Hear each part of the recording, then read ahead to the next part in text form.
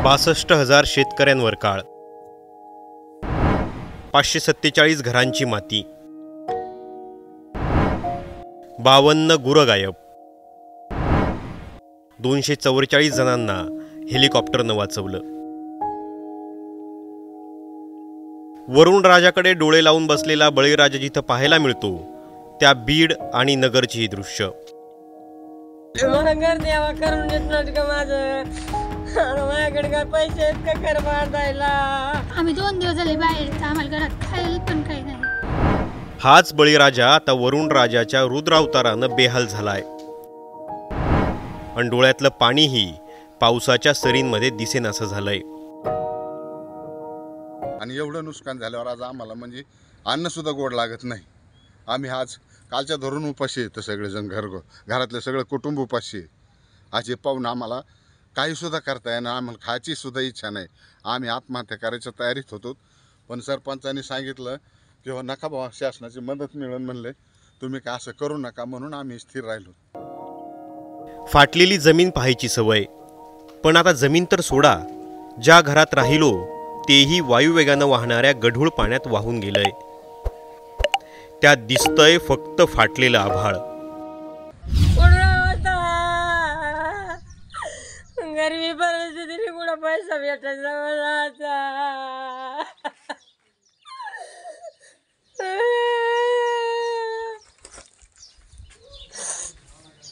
सगळं घरात काय झालं?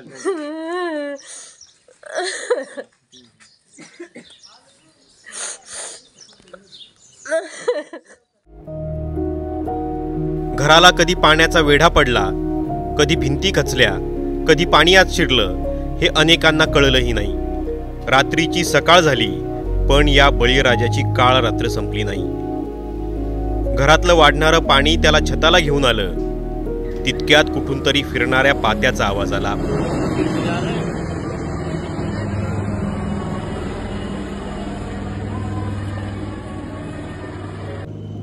आणि एक दोर खाली पडला. जे घर बांधायला आयुष्य खर्ची घातलं ते घर सोडत तो दोराला लटकला आणि कसा बसा वर चढला. बायका पोरं वाचली, पण तो गोठा ज्यात पोटच्या पोराप्रमाणे गुराला जपलं, रोज त्यांना खायला घातलं, त्यांचं शेणखूर केलं, त्यांना वाचवणारं कुणी नव्हतं. पाणी चढलं तसं फुगलेलं ते पोर वर आलं. वरून सगळं दिसत होतं, मन रडत होतं, पण आपण का वाचलो हे कोसत होतं. पण काय ना, निसर्गापुढे काही चालत नाही. बीड, नगर, हिंगोली, परभणी, लातूर, सोलापूर आणि छत्रपती संभाजीनगरच्या गावाच्या गावं द्वारका झाली आहेत. एकट्या नगर जिल्ह्यात 1,08,000 हेक्टरवरची पिकं वाहून गेली आहेत. 244 जणांना वाचवलं गेलंय.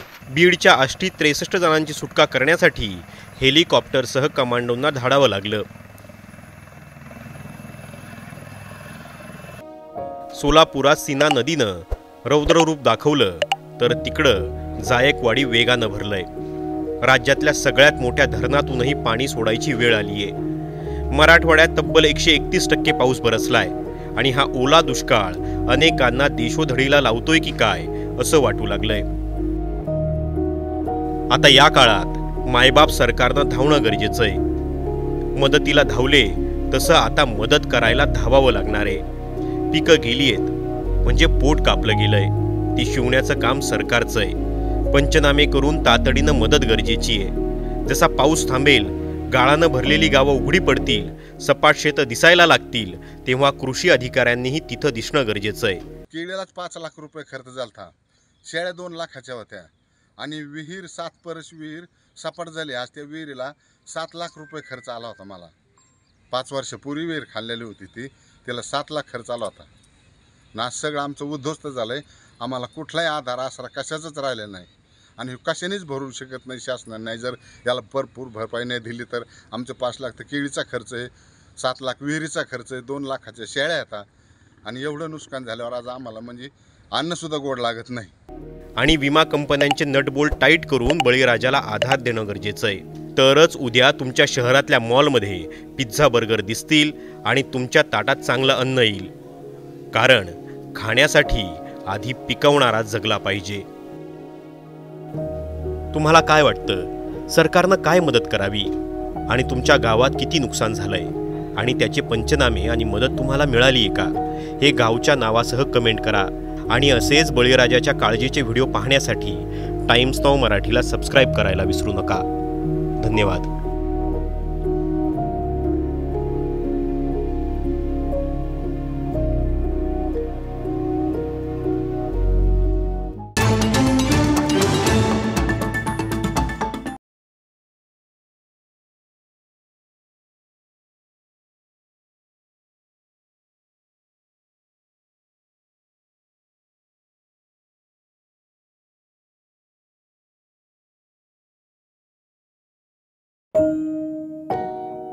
बासष्ट 60,000 शेतकऱ्यांवर काळ,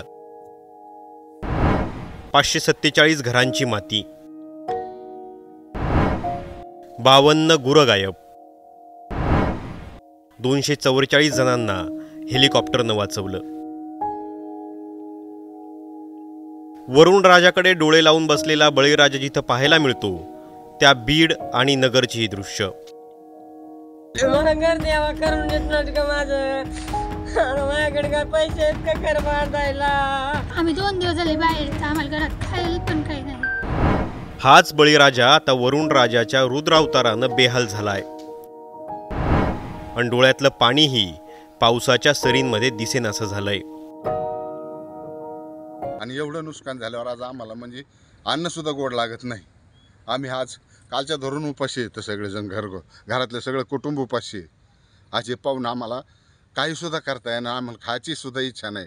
आम्ही आत्महत्या करायच्या तयारीत होतो, पण सरपंचांनी सांगितलं की हो नका बाबा, शासनाची मदत मिळून म्हणले तुम्ही काय असं करू नका, म्हणून आम्ही स्थिर राहिलो. फाटलेली जमीन पाहायची सवय, पण आता जमीन तर सोडा, ज्या घरात राहिलो तेही वायुवेगानं वाहणाऱ्या गढूळ पाण्यात वाहून गेलंय. त्यात दिसतंय फक्त फाटलेलं आभाळ. गरमी परिस्थितीने कुठं पैसा भेटायचा मला आता?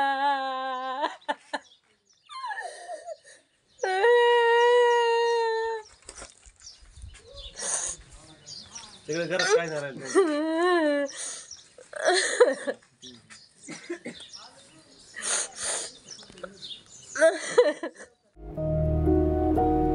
घराला कधी पाण्याचा वेढा पडला, कधी भिंती खचल्या, कधी पाणी आत शिरलं, हे अनेकांना कळलंही नाही. रात्रीची सकाळ झाली, पण या बळीराजाची काळ रात्र संपली नाही. घरातलं वाढणारं पाणी त्याला छताला घेऊन आलं. तितक्यात कुठून तरी फिरणाऱ्या पात्याचा आवाज आला.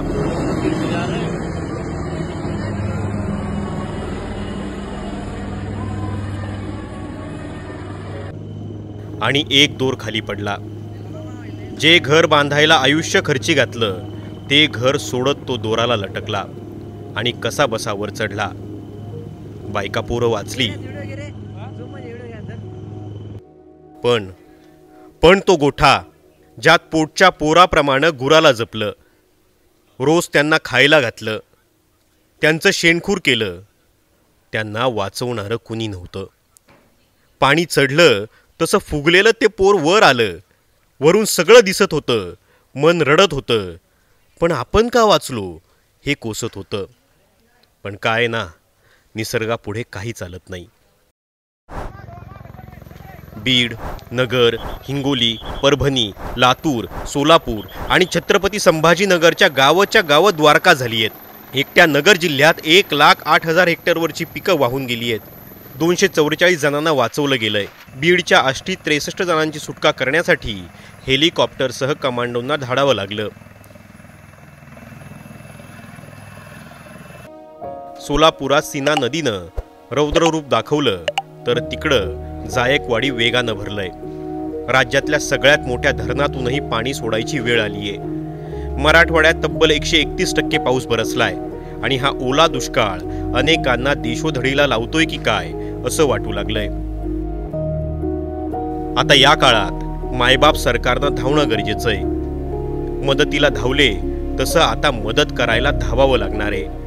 पिकं गेली आहेत म्हणजे पोट कापलं गेलंय. ती शिवण्याचं काम सरकारचं आहे. पंचनामे करून तातडीनं मदत गरजेची आहे. जसा पाऊस थांबेल, गाळानं भरलेली गावं उघडी पडतील, सपाट शेतं दिसायला लागतील, तेव्हा कृषी अधिकाऱ्यांनीही तिथं दिसणं गरजेचं आहे. केळीलाच 5 लाख रुपये खर्च झालता, शेळ्या 2 लाखाच्या होत्या आणि विहीर 7 परस विहीर सपाट झाली. आज त्या विहिरीला 7 लाख रुपये खर्च आला होता मला. 5 वर्षापूर्वी विहीर खाल्लेली होती ती, त्याला 7 लाख खर्च आला होता. ना सगळं आमचं उद्ध्वस्त झालंय. आम्हाला कुठलाही आधार आसरा कशाचाच राहिलेला नाही आणि कशानेच भरू शकत नाही शासनाने. नाही जर याला भरपूर भरपाई नाही दिली तर आमचं 5 लाख तर केळीचा खर्च आहे, 7 लाख विहिरीचा खर्च आहे, 2 लाखाच्या शेळ्या येतात आणि एवढं नुकसान झाल्यावर आज आम्हाला म्हणजे अन्नसुद्धा गोड लागत नाही. आणि विमा कंपन्यांचे नटबोल्ट टाईट करून बळीराजाला आधार देणं गरजेचं आहे. तरच उद्या तुमच्या शहरातल्या मॉलमध्ये पिझ्झा बर्गर दिसतील आणि तुमच्या ताटात चांगलं अन्न येईल. कारण खाण्यासाठी आधी पिकवणारा जगला पाहिजे. तुम्हाला काय वाटतं, सरकारनं काय मदत करावी आणि तुमच्या गावात किती नुकसान झालंय आणि त्याचे पंचनामे आणि मदत तुम्हाला मिळाली आहे का, हे गावच्या नावासह कमेंट करा. आणि असेच बळीराजाच्या काळजीचे व्हिडिओ पाहण्यासाठी टाइम्स नाऊ मराठीला सबस्क्राईब करायला विसरू नका. धन्यवाद.